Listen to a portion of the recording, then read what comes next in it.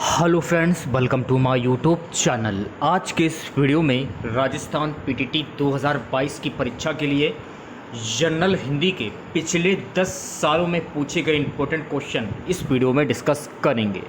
तो इस वीडियो को पूरा ज़रूर देखिए। वीडियो अच्छा लगे वीडियो को लाइक और शेयर जरूर करें। चैनल पर पहले आप विजिट कर रहे हैं तो चैनल को सब्सक्राइब करके बेल आइकन प्रेस कर दें, जिससे कि आने से नई वीडियो नोटिफिकेशन आप सभी लोगों तक आसानी से पहुँच जाए। तो चलिए स्टार्ट करते हैं आज का वीडियो। खुद से प्रयास कीजिएगा इन सभी क्वेश्चन के आंसर देने का। 2 से 3 सेकंड के बाद मैं आंसर क्लियर कर दूंगा। आज के इस वीडियो की पीडीएफ फाइल आप हमारे टेलीग्राम ग्रुप से प्राप्त कर सकते हैं। टेलीग्राम ग्रुप का लिंक जो है वीडियो के डिस्क्रिप्शन में दिया गया है। आज का टारगेट रहेगा इस वीडियो पर 1000 लाइक का। गाइस, आप लोगों का सपोर्ट हमें बिल्कुल भी नहीं मिल रहा है। वीडियोस पर जितने लाइक आने चाहिए उस हिसाब से लाइक नहीं आ रहे हैं और व्यूज़ भी नहीं आ रहे। तो गाइस, सपोर्ट करिए आप लोग, वीडियो को ज़्यादा से ज़्यादा लाइक करिए और शेयर भी करिए। तो पहला क्वेश्चन आपकी स्क्रीन पर ये रहा। वर्तनी की दृष्टि से शब्द जो है आपका शुद्ध कौन सा होगा? 4 ऑप्शन आपके सामने दिए गए हैं। आंसर आपको कमेंट बॉक्स में बताना है। सही आंसर हो जाएगा पहला वाला ऑप्शन। ओके, अगला क्वेश्चन देखिएगा। इनमें से किस शब्द में बे उपसर्ग नहीं है? आप देख सकते हैं आप लोग इसमें बोल क्या रहा है। इनमें से किस शब्द में बे उपसर्ग नहीं है? तो चूज करिए। बेचारा हो गया, बेचान हो गया, बेईमान हो गया, बेवकूफ़ हो गया। तो मैंने आपको बताया था उपसर्ग और प्रत्यय पहचानने का तरीका। उपसर्ग और प्रत्यय पहचानने का तरीका यह है गाइस, स्टार्टिंग का जो शब्द होगा आपका वो उपसर्ग होगा और लास्ट वाला जो शब्द होगा वो आपका प्रत्यय होगा। तो सही आंसर हो जाएगा दूसरा वाला ऑप्शन, यानी कि बेचान। अगला क्वेश्चन देखिएगा। डिस्चार्ज पेनल्टी के लिए सही पारिभाषिक शब्द क्या होगा? उन्मोचन याचिका, कार्यमुक्ति आवेदन, सेवामुक्ति आवेदन, निरस्त याचिका। डिस्चार्ज पेंशन के लिए सही पारिभाषिक शब्द क्या होगा? तो सही आंसर हो जाएगा पहला वाला ऑप्शन, उन्मोचन याचिका। चलिए बढ़ते हैं अगले क्वेश्चन की ओर। वर्तनी की दृष्टि से कौन सा शब्द अशुद्ध है? तो आपको ये बताना है। ये वर्तनी दी गई हैं, 4 ऑप्शन दिए गए हैं। आपको ये बताना है कि इनमें से किसी जो वर्तनी है वो अशुद्ध है। तो सही आंसर हो जाएगा चौथा वाला ऑप्शन। ओके, अगला क्वेश्चन देखिएगा। क्वेश्चन क्या बोल रहा है? किस वाक्य में क्रिया की इच्छार्थ वृत्ति का प्रयोग हुआ है? किस वाक्य में क्रिया की इच्छार्थ वृत्ति का प्रयोग हुआ है? सही आंसर हो जाएगा तीसरा वाला ऑप्शन, यानी कि ईश्वर सबका कल्याण करे। ओके, अगला क्वेश्चन आपकी स्क्रीन पर। कौन सा शब्द केश का पर्यायवाची नहीं है? कुंतल, कच्छ, श्रुरुहु या शरुरुहु। कौन सा शब्द केस का पर्यायवाची नहीं है? ये क्वेश्चन में पूछा जा रहा है। तो सही आंसर हो जाएगा चौथा वाला ऑप्शन, चौथा वाला ऑप्शन। ओके, अगला क्वेश्चन देखिएगा। सीधी सीधी उंगली से घी नहीं निकलता, इसका मुहावरा क्या होगा? देखिए ऑप्शन दिए गए हैं। उंगली टेढ़ी करके घी निकालना चाहिए, कभी उंगली से घी नहीं निकालना चाहिए, बहुत सीधा होने से काम नहीं चलता, और चौथा है घी हमेशा चम्मच से ही निकालना चाहिए। सही आंसर हो जाएगा तीसरा वाला ऑप्शन, बहुत सीधा होने से काम नहीं चलता। अगला क्वेश्चन देखिएगा। किस विकल्प में बहुप्रिय समास है? मैंने आपको कल बताया था कि जिस वाक्य में किसी प्रसिद्ध व्यक्ति या भगवान के नाम आ जाए तो वहां पर आपका बहुप्रिय समास होता है। पंचपात्र, चतुरानन, त्रिभुवन, चतुर्युग। तो सही आंसर हो जाएगा चतुरानन, दूसरा वाला ऑप्शन। अगला क्वेश्चन देखिएगा। अगला क्वेश्चन क्या है? इनमें से कौन सा विकल्प सरल वाक्य के अंतर्गत आएगा? इनमें से कौन सा विकल्प सरल वाक्य के अंतर्गत आएगा? ये क्वेश्चन में पूछा जा रहा है। तो चूज करिए सरल वाक्य कौन सा होगा। तो सही आंसर हो जाएगा तीसरा वाला ऑप्शन, यानी कि छात्रा ने बहुत ओजपूर्ण स्वरचित कविता सुनाई। अगला क्वेश्चन देखिएगा क्या है गाइस। अगला क्वेश्चन क्या है? व्याकरण की दृष्टि से शुद्ध वाक्य कौन सा होगा? प्राचार्य ने विजेताओं को पुरस्कार भेंट किए, वह पाँव से जूता उतार रहा है, रमा को उसकी योग्यता पर अहंकार है, या विदुषी महिला है। इस क्वेश्चन का आंसर आपको कमेंट बॉक्स में बताना है कि इसमें से व्याकरण की दृष्टि से शुद्ध वाक्य कौन सा होगा इसमें से। अगला क्वेश्चन देखिएगा, कौन सा विलोम युग्म गलत है? इनमें से कौन सा विलोम है जो कि गलत है? तो सही आंसर हो जाएगा तीसरा वाला ऑप्शन, मितव्ययी यानी कि अल्पव्ययी। ओके, अगला क्वेश्चन देखिएगा, वाक्य की दृष्टि से कौन सा कथन सही नहीं है? ये क्वेश्चन में पूछा जा रहा है, वाक्य की दृष्टि से कौन सा कथन सही नहीं है। सबसे पहले आप लोग ऑप्शन पढ़िए और सोच समझकर आंसर दीजिएगा। और जो बच्चे इस क्लास के साथ जुड़ रहे हैं तो उन सभी बच्चों से अनुरोध है कि वीडियो को बिना स्किप के बंद किए आप लोग लास्ट तक देखिएगा। काफ़ी इंपॉर्टेंट क्वेश्चन है इसमें, ठीक है। देखिए, मैं आपको सिंपल भी क्वेश्चन करा रहा हूँ और हार्ड भी क्वेश्चन करा रहा हूँ, तो हर टाइप के क्वेश्चन सॉल्व करिए। जैसे भी क्वेश्चन आ जाएँ हिंदी के, आप लोग हल कर सकें पेपर में, उसी हिसाब से मैं आपको करा रहा हूँ। तो ज़्यादा से ज़्यादा प्रैक्टिस करिए आप लोग। 4 से 5 दिनों में अगर आप लोगों ने प्रैक्टिस कर ली तो मैं गारंटी देता हूँ कि हिंदी में, अगर मान लीजिए मैं आपको एग्जांपल दे रहा हूँ, अगर हिंदी में 30 क्वेश्चन पूछे जाते हैं, एग्जांपल के तौर पर बता रहा हूँ, अगर मान लीजिए 30 क्वेश्चन पूछे जाते हैं या 50 पूछे जाते हैं, तो 50 में आपको टारगेट मान के चलना है 40 क्वेश्चन हर हाल में आपको बनाना है हिंदी में। ओके, तो सही आंसर हो जाएगा चौथा वाला ऑप्शन, क्रिया को उद्देश्य और कर्ता को विधेय कहते हैं। और काफ़ी बच्चे ये भी पूछते हैं कि सरकारी कॉलेज के लिए कितने नंबर लाने होंगे। तो इस बार आपको मान के चलना है 400 से 450 प्लस नंबर आपको इस बार हर हाल में लाने होंगे, तभी आप लोगों को सरकारी कॉलेज मिल पाएगा। इनमें मिश्र वाक्य कौन सा है? अब देखिए, इसमें क्या पूछा जा रहा है कि इनमें से मिश्र वाक्य कौन सा है। 4 ऑप्शन आपके सामने, मैं ऑप्शन नहीं पढ़ूंगा क्योंकि ऑप्शन का जब मैं पढ़ूंगा तो वीडियो काफ़ी लंबा हो जाएगा। तो पहला वाला जो ऑप्शन है आपका, ये बिल्कुल सही हो जाएगा, यानी कि प्रधानाध्यापकों जी ने कहा है कि कल विद्यालय बंद रहेगा। मैं आपको बार बार बोल रहा हूँ, रटने की ज़रूरत बिल्कुल भी नहीं है। प्रैक्टिस करिए और क्वेश्चन को अच्छे से समझिए। बहुत से क्वेश्चन ऐसे होते हैं कि आपने क्वेश्चन को देखा और आंसर आपके माइंड में तुरंत आ जाता है, ये आपको ध्यान में रखना है, ठीक है। जैसे कि मान लीजिए समास में, जैसे कि आपको पता है कि यहाँ पर संख्यावाचक शब्द हुआ, जैसे चौराहा, चाराहों का समूह, तो यहाँ पर आपका संख्यावाचक शब्द है, ठीक है। और जैसे कि मान लीजिए यहाँ पर योजक चिन्ह है, तो यहाँ पर योजक चिन्ह है, तो यहाँ पर आपका द्वंद्व समास जैसे कि हो जाएगा, ठीक है। योजक चिन्ह पचाने के लिए द्वंद्व समास हो जाएगा, और संख्यावाचक के लिए द्विगु समास हो जाएगा। ये भी आपको ध्यान में रखना है। तो छोटी छोटी जो चीज़ें हैं उन्हें आप अपने माइंड में सेट कर लीजिए। याद करने की कोई ज़रूरत नहीं है, क्योंकि अगर आप याद करेंगे तो याद करते करते आप ये मान के चलिए आपका टाइम बर्बाद होगा और कुछ नहीं। तो क्वेश्चन को समझिए और फिर आंसर दीजिए। चोर ने धन के लिए धारदार हथियार से व्यवसाय की गर्दन धड़ से अलग कर दी। इस वाक्य में किस कारक का प्रयोग नहीं हुआ है? अपादान, करण, संबंध, अधिकरण। तो सही आंसर हो जाएगा चौथा वाला, अधिकरण का प्रयोग नहीं हुआ है। ओके, अगला क्वेश्चन देखिएगा, किस शब्द में करण तत्पुरुष समास नहीं है? किस शब्द में करण तत्पुरुष समास नहीं है? मनमाना, ईश्वरदत्त, तुलसीकृत, पदयुक्त। सही आंसर हो जाएगा पदयुक्त, चौथा वाला ऑप्शन। अगला क्वेश्चन देखिएगा, अर्थभेद की दृष्टि से समश्रुत भिन्नार्थक शब्द युग्म का कौन सा विकल्प सही है? ये क्वेश्चन में पूछा जा रहा है। तो सही आंसर हो जाएगा दूसरा वाला ऑप्शन, अपतय, अपथय, संतान जो बीमार के लिए उपयुक्त ना हो। अगला क्वेश्चन देखिएगा क्या है गाइस। अगला क्वेश्चन क्या है, इनमें से कौन सा शब्द धनुष का पर्यायवाची नहीं है? इसमें आपको देखिए गाइस, हार्ड भी क्वेश्चन मिलेंगे और सिंपल भी क्वेश्चन मिलेंगे, तो दोनों की प्रैक्टिस आपको करनी है। अगर हार्ड क्वेश्चन आ जाते हैं आपके पेपर में तो आप हार्ड क्वेश्चन भी सॉल्व कर लें, अगर सिंपल क्वेश्चन आ जाते हैं तो सिंपल भी क्वेश्चन सॉल्व कर लें, जाहिर सी बात है। तो प्रैक्टिस करते रहिएगा आप लोग, लेकिन वीडियो को बीच में छोड़ के नहीं जाना है, ठीक है। अगर आप सीरियस हैं तो ही वीडियो को देखिए, अगर नहीं सीरियस तो आप जा सकते हैं। तो सही आंसर हो जाएगा आपका पहला वाला ऑप्शन, यानी कि विसिक। अगला क्वेश्चन, निम्न में से शुद्ध शब्द कौन सा होगा? तो ये देखिए गाइस, यहाँ पे शुद्ध शब्द की बात हो रही है, तो यहाँ पर शुद्ध शब्द हो जाएगा तीसरा वाला ऑप्शन, यानी कि हथनी। ये आपका शुद्ध शब्द हो जाएगा। अगला क्वेश्चन देखिएगा, इनमें व्याकरण की दृष्टि से कौन सा कथन सही नहीं है? व्याकरण की दृष्टि से कौन सा कथन सही नहीं है, ये क्वेश्चन में पूछा जा रहा है।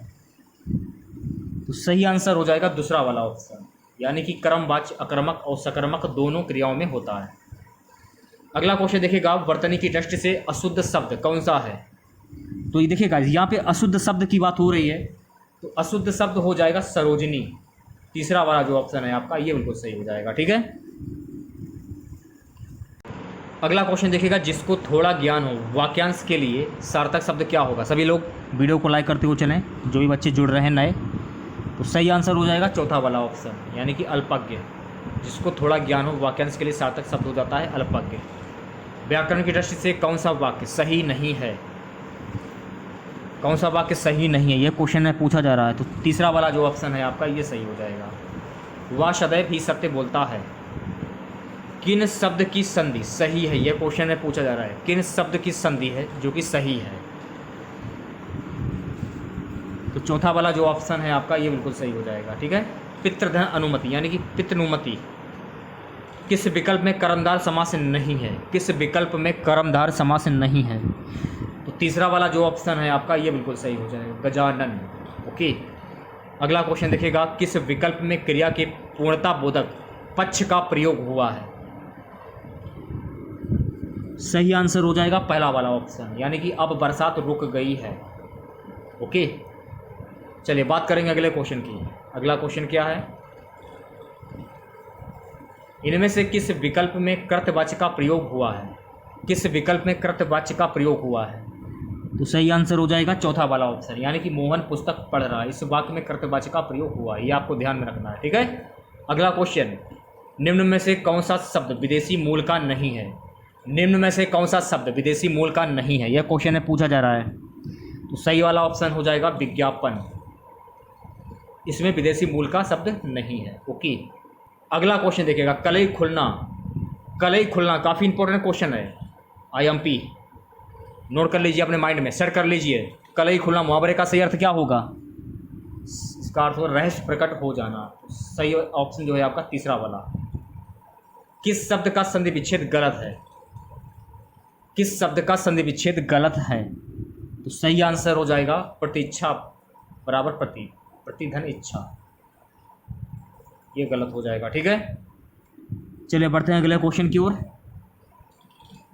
इनमें अर्धविराम का सूचक चिन्ह कौन सा है? ये क्वेश्चन में पूछा जा रहा है। सही आंसर हो जाएगा दूसरा वाला ऑप्शन। अब देखिए इसमें क्या पूछा जा रहा है, इस क्वेश्चन का आंसर आपको कमेंट बॉक्स में बताना है। काफ़ी इंपॉर्टेंट क्वेश्चन है ये, माइंड में सेट कर लीजिए आप लोग। इनमें देश शब्द कौन सा है? अगर आप लोगों को पता हो कि इनमें से देश शब्द कौन सा है, झोपड़ी होगा, अफीम होगा, पानी होगा या तमाशा होगा, कमेंट करके बताइए। अगला क्वेश्चन, किस विकल्प के सभी शब्द परस्पर पर्यायवाची हैं? तो सही आंसर हो जाएगा तीसरा वाला ऑप्शन, यानी कि व्योम, नभ और अंबर। अगला क्वेश्चन, इनमें से किस शब्द में इल प्रत्यय नहीं है? जटिल इल, इसमें भी है प्रत्यय। शामिल इल, स्नेहिल इल, फेनिल। तो इनमें से किस शब्द में इल प्रत्यय नहीं है? सही आंसर हो जाएगा शामिल, दूसरा वाला ऑप्शन। किस शब्द में परा उपसर्ग नहीं है? किस शब्द में परा उपसर्ग नहीं है?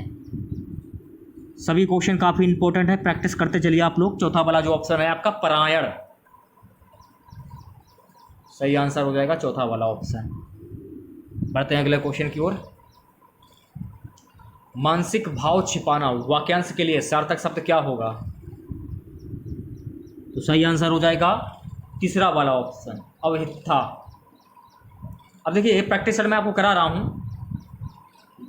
एग्जाम तो आपका 3 तारीख को, ये भी आपको पता है। लास्ट टाइम में आपको प्रैक्टिस सेट प्रोवाइड करा, इसमें आपको देखिए सिंपल भी क्वेश्चन मिलेंगे और हार्ड भी क्वेश्चन मिलेंगे। बिल्कुल एग्जाम लेवल के क्वेश्चन है आपके, बिल्कुल एकदम। किस वाक्य में कर्म कारक है? किस वाक्य में कर्म कारक है, ये क्वेश्चन में पूछा जा रहा है। तो सही आंसर हो जाएगा दूसरा वाला ऑप्शन, यानी कि लड़का पत्थर फेंकता है, इसमें कर्म कारक है। नेक्स्ट क्वेश्चन देखिएगा, किस विकल्प में मुहावरे का भावार्थ सही है? वीडियो को लाइक करते हो चले सभी बच्चे।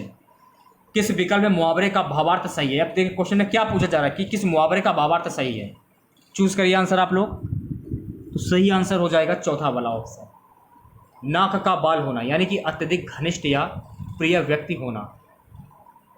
अगला क्वेश्चन देखिएगा, किस वाक्य में विराम चिन्ह संबंधी विसंगति है? सही आंसर हो जाएगा पहला वाला ऑप्शन, यानी कि सूर्यकांत त्रिपाठी निराला छायावाद के प्रमुख कवि थे।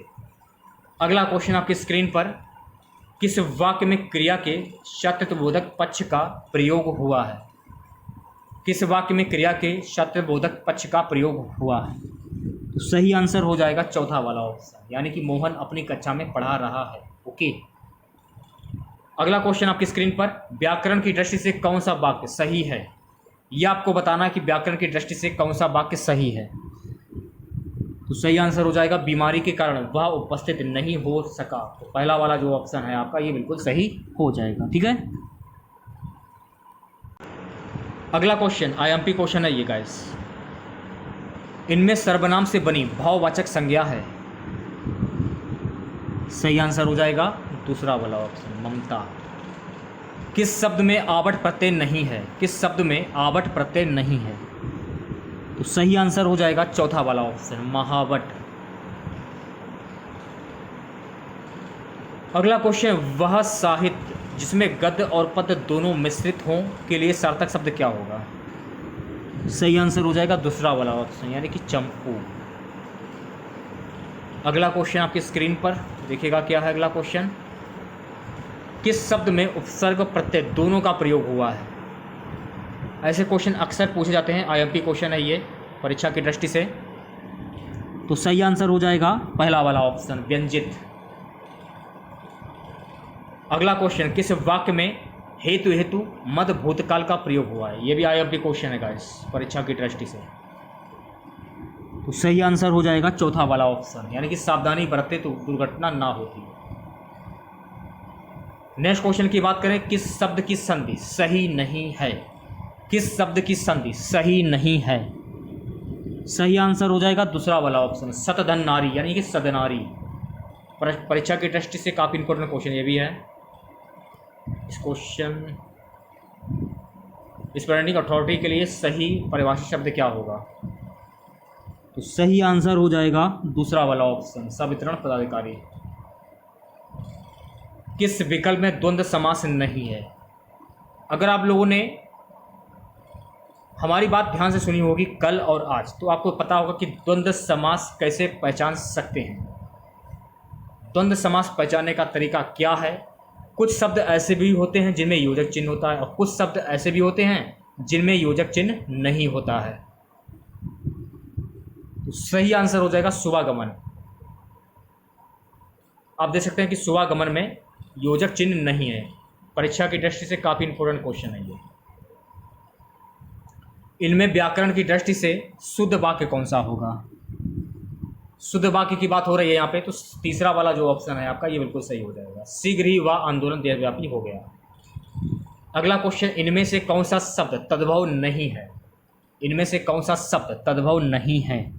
तो सही आंसर हो जाएगा दूसरा वाला ऑप्शन, यानी कि देह। ओके, नेक्स्ट क्वेश्चन देखिएगा, कौन सा विलोम युग्म नहीं है? कौन सा विलोम युग्म नहीं है? सही आंसर हो जाएगा पहला वाला ऑप्शन, यानी कि स्मरण विस्मरण। अगला क्वेश्चन, किस शब्द में अब उपसर्ग का प्रयोग हुआ है? किस शब्द में अब उपसर्ग का प्रयोग हुआ है? सही आंसर हो जाएगा तीसरा वाला ऑप्शन, अवाप्ति। ठीक है, चलिए बढ़ते हैं अगले क्वेश्चन की ओर। अगला क्वेश्चन क्या है? बुरे भाव से की गई संधि को क्या कहते हैं? आईएमपी क्वेश्चन है ये परीक्षा की दृष्टि से। बुरे भाव से की गई संधि को क्या कहते हैं? तो सही आंसर हो जाएगा पहला वाला ऑप्शन, यानी कि दुर्बल संधि। चलिए बढ़ते हैं अगले क्वेश्चन की ओर। किस शब्द का संधि विच्छेद सही नहीं है? किस शब्द का संधि विच्छेद सही नहीं है? सही आंसर हो जाएगा पहला वाला ऑप्शन। अगला क्वेश्चन, किस वाक्य में करण कारक पर सर्ग का प्रयोग किया गया है? किस वाक्य में करण कारक पर सर्ग का प्रयोग किया गया है? सही आंसर हो जाएगा चौथा वाला ऑप्शन, हम नाक से सांस लेते हैं। अगला क्वेश्चन आपकी स्क्रीन पर, इनमें से किस विकल्प के सभी शब्द तत्सम हैं? इनमें से किस विकल्प के सभी शब्द तत्सम हैं? तो सही आंसर हो जाएगा तीसरा वाला ऑप्शन, संकट शकट सहज। अगला क्वेश्चन, किस वाक्य में स्थानवाचक क्रिया विशेषण है? किस वाक्य में स्थानवाचक क्रिया विशेषण है? सही आंसर हो जाएगा पहला वाला ऑप्शन। आप यहां बैठिए। अगला क्वेश्चन, किस शब्द में दो से अधिक उपसर्ग हैं? तो किस शब्द में दो से अधिक उपसर्ग हैं? सही आंसर हो जाएगा पहला वाला ऑप्शन, यानी कि अव्यवस्था। अगला क्वेश्चन, किस विकल्प में मुहावरे का भावार्थ सही नहीं है? किस विकल्प में मुहावरे का भावार्थ सही नहीं है? सही आंसर हो जाएगा अल्लाह को प्यारा होना, यानी कि ईश्वर का प्रिय भक्त होना। दूसरा वाला जो ऑप्शन है आपका, ये बिल्कुल सही हो जाएगा। ठीक है। नेक्स्ट क्वेश्चन, किस शब्द में अव्ययीभाव समास नहीं है? आईएमपी क्वेश्चन है ये आपके लिए परीक्षा की दृष्टि से। किस शब्द में अव्ययीभाव समास नहीं है? कुछ शब्द मैं आपको बता रहा हूँ, जैसे कि यथा हो गया, अनु हो गया, अनु, प्रति, आ, हर, उद, हर। तो जहाँ पर ये शब्द आ जाएं वहाँ पर आपका हो जाएगा अव्ययीभाव समास। अब देखिए इसमें क्या बोल रहा है कि किस शब्द में अव्ययीभाव समास नहीं है। ये बोल रहा है किस शब्द में अव्ययीभाव समास नहीं है। आमरण देखिए, तो देखिए स्टार्टिंग में बड़ा आ इसमें आ रहा है, तो बड़ा आ इसमें भी आ रहा है। यथा साधे, तो देखिए यथा स्टार्टिंग का शब्द यथा इसमें है कहीं पर, देखिए यथा, जी हाँ यथा इसमें भी है। श्रम साध्य, श्रम है कहीं पर, श्रम नहीं है। आज जन्म, बड़ा आ इसमें भी आ बड़ा है, लेकिन श्रम साध्य जो है आपका, इसमें अव्ययीभाव समास नहीं होगा। सही आंसर हो जाएगा तीसरा वाला ऑप्शन। ठीक है। चलिए बात करेंगे अगले क्वेश्चन की। अगला क्वेश्चन क्या है? ईश्वर ने सुनने को दो कान दिए हैं। ईश्वर ने सुनने को दो कान दिए हैं, इसमें सुनने को वाक्यांश में कौन सा कारक है? अधिकरण, करण, संप्रदान, कर्म। परीक्षा की दृष्टि से काफ़ी आईएमपी क्वेश्चन है ये। तो सही आंसर हो जाएगा संप्रदान। अगला क्वेश्चन, इनमें से किस शब्द की संधि सही नहीं है? इनमें से किस शब्द की संधि सही नहीं है? सही आंसर हो जाएगा तीसरा वाला ऑप्शन, अधिधन, अधीन, अध्याधीन। ओके। इनमें से किस लोकतृति का भावार्थ सुसंगत है? इनमें से किस लोकतृति का भावार्थ सुसंगत है?